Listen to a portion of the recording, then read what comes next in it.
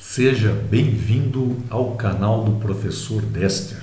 Se gostar desta aula, deixe seu like para me sinalizar que este conteúdo lhe interessa. Também faça seu comentário dizendo que outro conteúdo gostaria de ver aqui no canal. Inscreva-se no canal ativando as notificações para ser informado de novas aulas. Uma boa aula! Aqui nós temos um exemplo bastante interessante.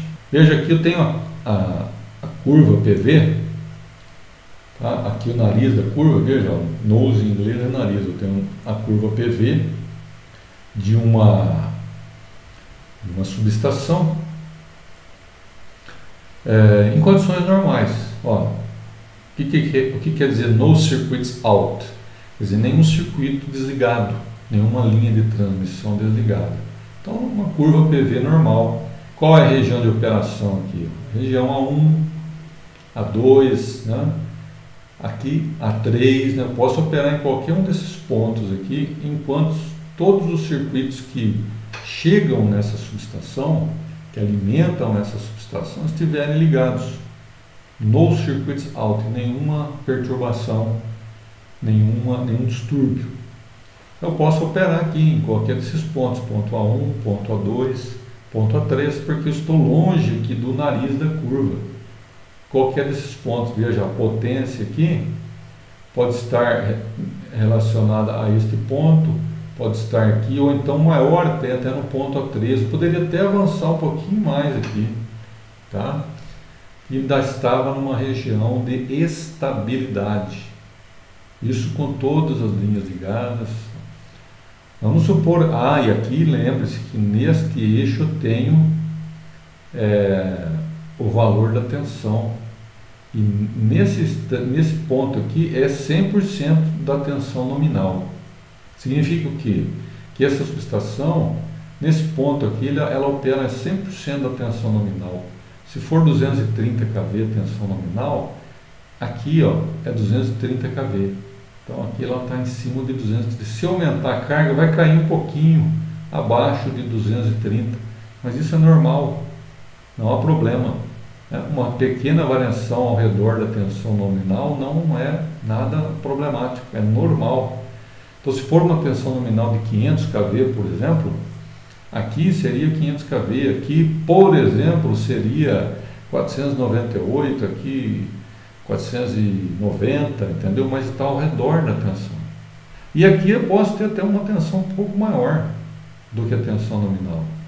Então a operação ao redor da tensão nominal aqui é aceitável.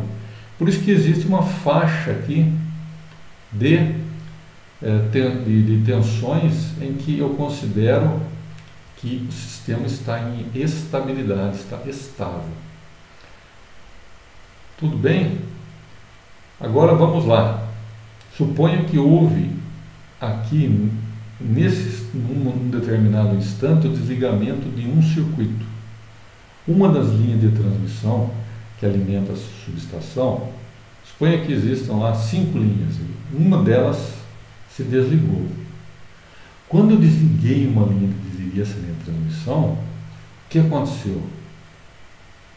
A capacidade de transmissão desse sistema diminuiu.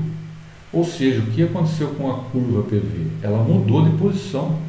A curva PV agora para a subestação com um circuito fora é esta aqui.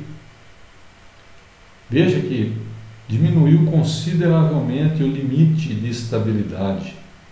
Isso aqui é o limite de estabilidade. Suponha que o limite de estabilidade seja esse aqui, A3.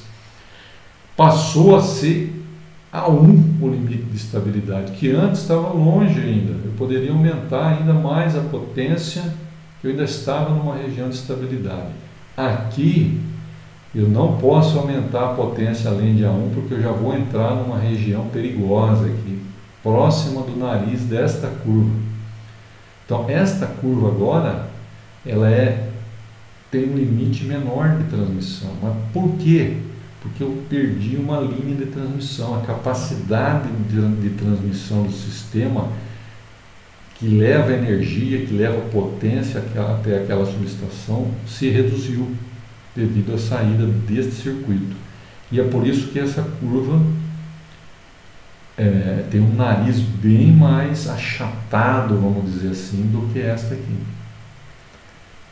Ok? Então eu tenho aqui uma nova região de operação. E a tensão diminuiu. Veja como a tensão sofreu uma queda. Está bem abaixo agora aqui do 100%.